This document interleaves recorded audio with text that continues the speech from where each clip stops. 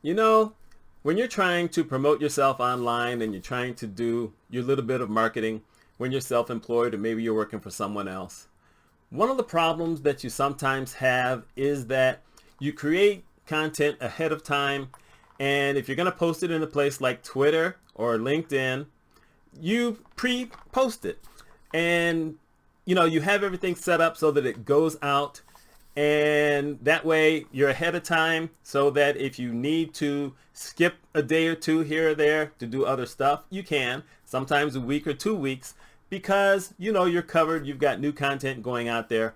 And I also have a lot of older content that I share, but I like to try to have new content.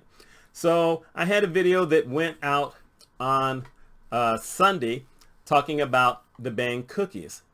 And the weird thing that happened is that I had done that video actually 3 or 4 weeks ago. And I saved it until I could, create content anew. And so I put it up and I programmed it for its 8-day run. And I put out a video last week where I said, I'm back, I'm ready to do stuff. And I said, we're going to see what happens. I still, have mom to deal with, and I have some other things to deal with, but I'm back. And I did that video last Wednesday. And my mother passed away on Friday. Friday at 6:30. And it was freaky. And the thing is, when I did the video on the Wednesday, I was worried about her. The last time that she ate or drank anything was Tuesday afternoon. But mom had had time periods where she just slept a lot. But this felt different. And I still did that video because I wanted to, come back. I had said I was going to come back at a certain time. But the last time, like I said, she ate or drank was Tuesday afternoon. That was also the last time she spoke. And it was the last time she used my name. And, that actually felt good. I heard her use my name and she knew who I was. And I thought, okay, she's just tired. Well, I guess she was ready to go. And so that Wednesday, she basically was just tired all day long. That Thursday, same thing. I couldn't get her to drink anything. I got her to put something in her mouth, but she wouldn't swallow. So I had to go and get it out. And then Thursday night, she started this weird breathing thing. And that was scary. And I said, okay, there's no way she can keep that up for long. And Friday morning, I washed her up and I got almost no response from her. I mean, usually she hated being washed. This time I had nothing. And pretty much from Thursday night until she passed away, she never opened her eyes. There was nothing. I sat by her. I actually went to physical therapy only to find out I hadn't made an appointment to be there. I didn't remember that. So I came back home. They said, want us to try to squeeze you. I said, no, I'm going to go back home to my mother. And the lady was sitting with my mother. We talked a little bit. And then I was sitting with mom.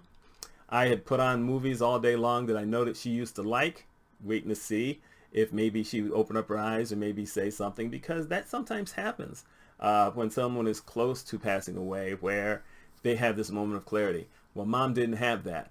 And I put on the movie Happy Feet. And as soon as the movie ended, mom stopped breathing. And let me just tell you, it is both the scariest thing and it is the best thing you can do for a loved one who is in a critical situation, because I was there with her. It was just her and me. And it was scary. It was so scary. It took me 3 or 4 minutes to actually believe that it had happened. And, I called 911. The lady on the phone told me what I should try to do until the people got there. So I tried to do the CPR. Wasn't happening. And at some point, I had 4 paramedics and one, I'm not sure what he was. he was dressed like a doctor, wearing the white gown, and he had the stethoscope, and his mouth was covered. But there was no bringing her back. And even if they had tried, I knew she was not going to have a good quality of life. She was not going to get better. It just wasn't going to happen. And at another point, I had 4 police officers in the house. I had 2 police officers for the local area I live in, and then there were 2 state police, because they initially have to treat it like a crime scene, but they knew. So Friday night was a horrible night, and I have to thank my friend Kelvin, because I sent him a quick note and he came right over, and he was there with me throughout the entire time when everyone else was there. And then we had to wait for someone from a funeral home to come in. And I was just so confused. I knew nothing. I really didn't. I had started putting some stuff together, so if something happened to Mom, I could make some phone calls later on. But this is Friday night. I had no idea about a funeral home. I've led a weird life, and my life was so strange that I had no idea that a funeral home and a cemetery were not the same thing.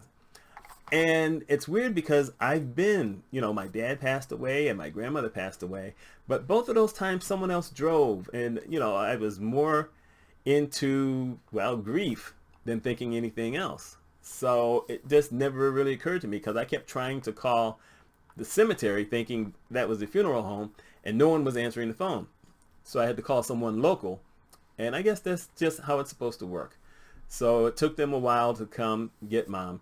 And like I said, my friend Kelvin was a trooper. I told him I wanted to go in and sit with Mom when everyone else left, and he came in with me. But then again, he's a military veteran, so he was up to the task. And I just wanted to sit with Mom for a while. And that's strange.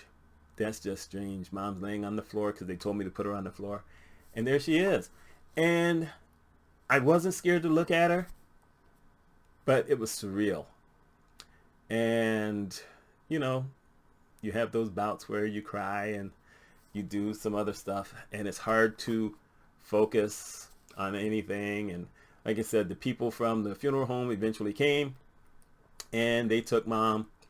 And because it was a holiday weekend, Labor Day was on Monday, I couldn't do anything until Tuesday. So basically, I didn't know what to do with myself. I sent out a few messages, and I didn't realize that anybody was going to, write me back or contact me, because I sent them out late. And I put something on Facebook like at 10:50 at night, just a real short line with a picture. And the response was overwhelming, and I was shocked because, one of the things that happens when you are the caregiver for someone, even if you have a couple of people who come in to help, is you pretty much think you're alone. And I have basically given up 5 years of my career. I've done a little bit of things here and there, but my major career, I gave up 5 years for my mother. And it's just, now I have to figure out what to do to see if I can actually build something back up again, because, I just got to do it. But what happens is you start to kind of shrink back, and you don't think that there's anyone who really cares, even though you put things out and that certain people react well. But it was overwhelming, and I had to thank all those people, all the people who wrote me, all the people who texted me, all the people who called. My goodness, Saturday, when I talk on the phone, I walk, and Saturday I ended up walking 15 miles, almost all of that in the house. And, I had to recount the story a few times, and, except for about 10 minutes, I was by myself all day Saturday. Then my niece came over Sunday, and she spent some time with me. Actually, my friend Kelvin left Friday, and then 2 minutes later, she was pulling in the driveway, and I thought it was just him coming back into the house for something, and it was her. So then she spent, an hour and a half with me, and that was so nice. And then she came over Sunday, and so she was there with me Sunday a little bit. And then yesterday was a day where, I was totally by myself. Monday, totally by myself. And that was freaky. But, I did what I do. I walked a lot. I had to do a lot of research because I knew there were papers I needed. I needed stuff for the funeral home. I needed to pull stuff together because at some point I have to start making some phone calls. You know, my mother gets this money from a few different people.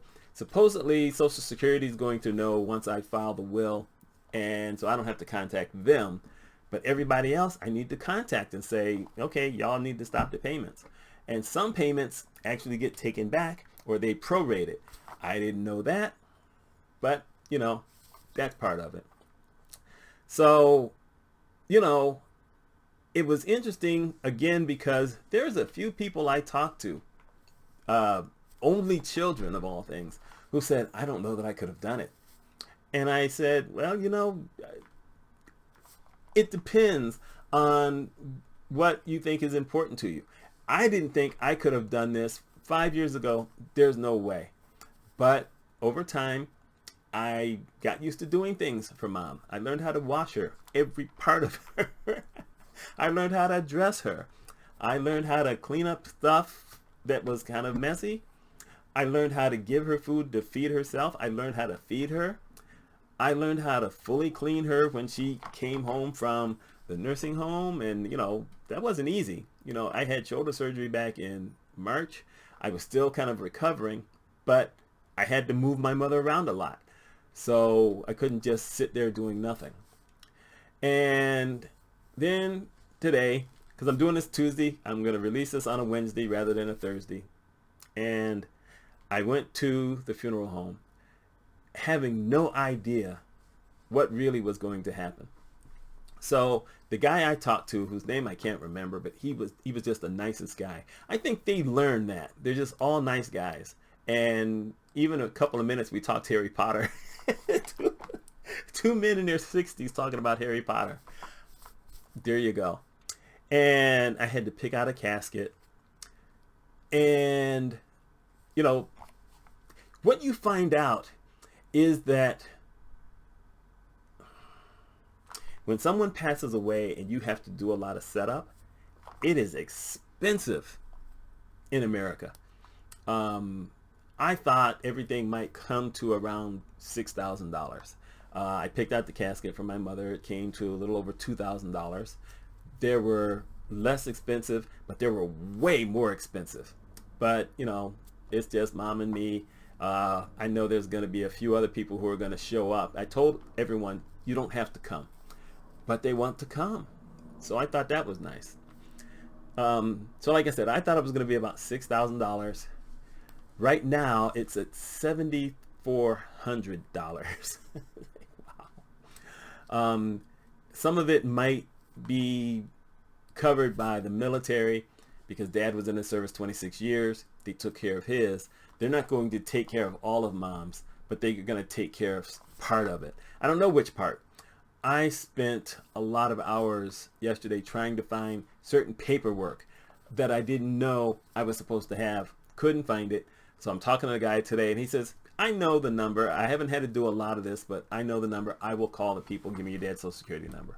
So we will find out. And the lucky thing for me is that I've been on my mother's account for 16 years. So I don't have to wait. The account doesn't have to get frozen. I'm the only beneficiary. So I can go ahead and write the check. And if anything ends up being covered later on, I'll get, you know, the check and I can put it in the account. And if not, luckily we have enough so that I can just pay that. And like I said, it's not totally done yet because, you know, now we have to see what the cemetery costs are.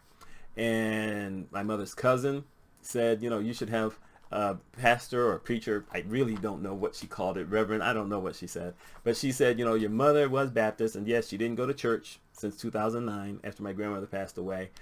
But she was raised that way. She did go to church for a while. And for her spirit, you should have someone come and say a few words. And I said, okay, I'll do that too. So here we are. It's not going to be big. I'm going to stand around where Mom is going to go and hear what this man has to say. Mom will not get the 21 gun salute because Mom wasn't in the service. But it's interesting because as I was looking for this paper, I came across some pictures I didn't ever know were there before. And, you know, I saw stuff. A lot of these pictures of my mother and my mother's family, I never knew mom was in a choir. So never occurred to me. And a few other things. Like, wow, look at that. And the picture you're going to see, you know, when I put this up, that's a picture of me and my mother. You know, yeah, I was little me. That was the passport picture that we took before we went to Japan back in 1963. So I've led a weird life. But there you go. I have to now figure out what's going to happen after this. Luckily I have some time, but I have to plan it well. I have learned that it's not just me. It felt like it was just me, but I have a lot of people who are, you know, telling me, call, you know, we'll come over. We'll go out to lunch. We can go out to dinner. No one can be going out to breakfast, but that's okay because I haven't really been eating much. I've lost 5 pounds in the last week and a half because when mom didn't eat, I didn't eat. So I've got to get better. Last night I only had 1 hour of sleep, so I'll be taking myself to bed a little earlier. But, you know, I just wanted to give this tribute to my mother. She really was a very caring woman. She got an award from the military for all the hours that she gave helping both soldiers who may not have had any other family and those who had families. She did that in Japan. She wore a uniform there. She did it when we lived up in Limestone, Maine. So, good for mom. I found out from one of my cousins that everybody on her side of the family knows me. And I said, how do they all know me? I don't know any of those people. I've met almost none of them. She said, because your mother always told everybody about you. Everyone always asked about you. Some of those people did see you when you were a baby, not a lot, but they all know about you. They all think all this positive stuff on you. I said, you know, well, that's funny because mom didn't tell me a lot of positive stuff when I was a kid. But mom was right about a ton of things. Mom is the one who told me when I was maybe 22, 23 years old, you need to do something with computers. I didn't want a computer. It's funny because I spend almost all my time on a computer now, but I didn't want a computer. She said, no, computers are going to be the way to go. She was right. Once I got used to a PC, that really helped my career take off. So she was right about that. I wear this Fitbit. Now, she didn't buy me this one, but she bought me my first Fitbit because she said, you need something to help you stay motivated in walking and getting healthier, because I'd had a bad time down in Memphis and I was having trouble controlling my glucose because I'm diabetic. And she was right. Mom has been right about a lot of things over all the years. So mom was prescient in her own way. And, you know, my mother touched a lot of people also. So this is just what this is. I don't know how long this is. Actually, I guess I do. Because I can see it's very tiny over here. But, you know, she needed to have this tribute. I'm doing it early. I'm not going to say I'm never going to talk about my mother again. But mom is now, hopefully, she's not struggling anymore. Hopefully she's at peace. I'm going to find my peace. And I think I did the best job I could for her. And that's all I think anyone can ask for. But that's it. Anyway, my name is Mitch Mitchell. I hope y'all have a wonderful week. I hope that some of you who have seen this video, if you have family members who might end up in a situation like this at some point, I hope you have the courage to step in and do the right thing. Because I think all of us would want someone to do that for us, if that was us. Y'all take care.